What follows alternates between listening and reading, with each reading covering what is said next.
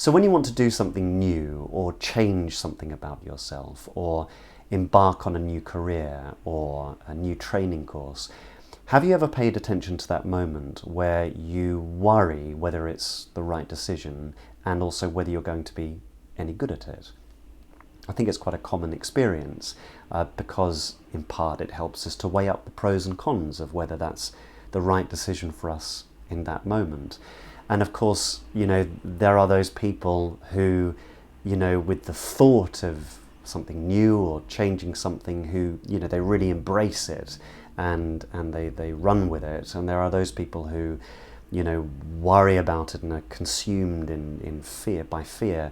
And those people who just sort of sit on the fence. And I guess when we do make the decision and commit to it, there are those people who really do just push through that barrier and get what they want, and those people who just spend their time angsting and worrying about having made the decision and whether it's the right one, and those people who just retreat back to a safer place because that's what feels habitual and comfortable.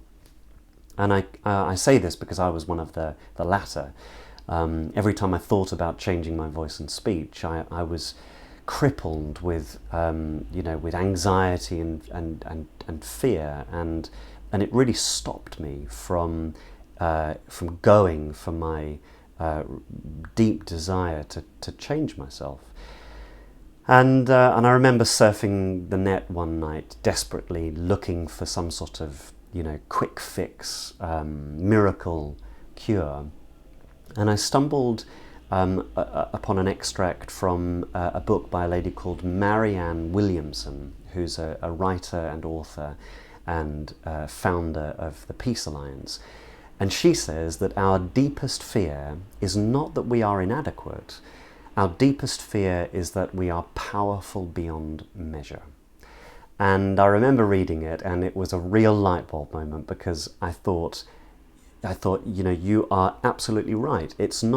It's my fear of my own potential, of who I knew I could be if I was able to change my voice and speech, and not the fear of change or the fear of my ability to be able to do it that was stopping me.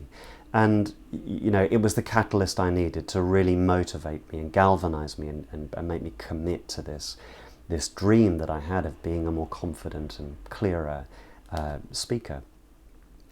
And don't get me wrong, it was terrifying when I actually made that decision and I committed to it. I was terrified, not least because I was sure that people were going to find out that I was a phony. They were going to ridicule me for changing my pronunciation or my speech or my accent.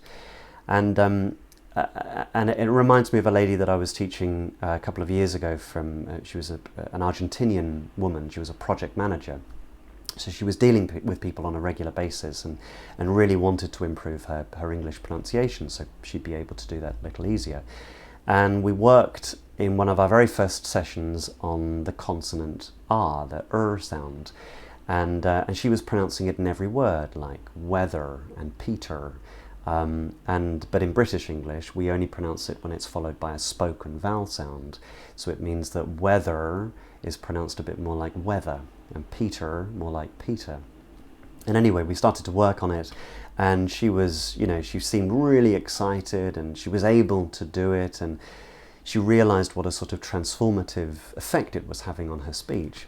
And she came back to me a couple of sessions later, and she said, I was really excited about doing it, and I did do it. She said, but I was so worried that people were going to spot that I was changing my accent and ridicule me or ostracize me because I was not being true to myself.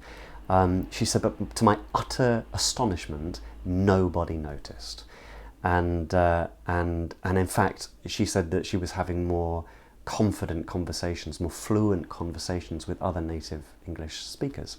And for me, that strange phenomena of self-consciousness is a bit like when you go to the hairdressers and you decide to have a completely new haircut, or you go to a shop and you buy a different item of clothing that's not in your usual sort of fashion, or a very different coloured piece of clothing.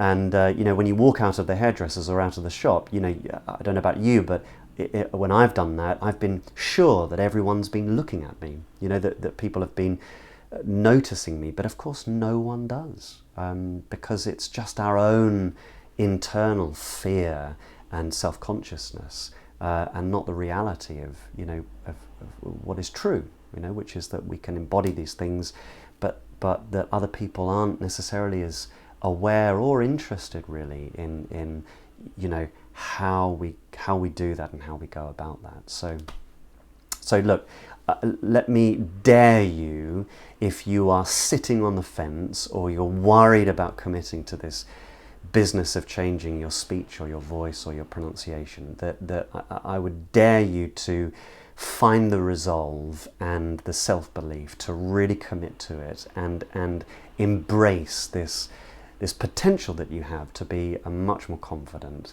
and a much clearer speaker. So if you're watching this video anywhere else other than my website, EnglishPronunciationRoadmap.com, head over there. There's a load of free stuff, a load of free downloads, a load of other video blog posts you can have a look at. We've got a Facebook page as well. Head over there, hit the thumbs up, give it a like. Head over to our YouTube channel, to our Twitter account, @clearandfluent.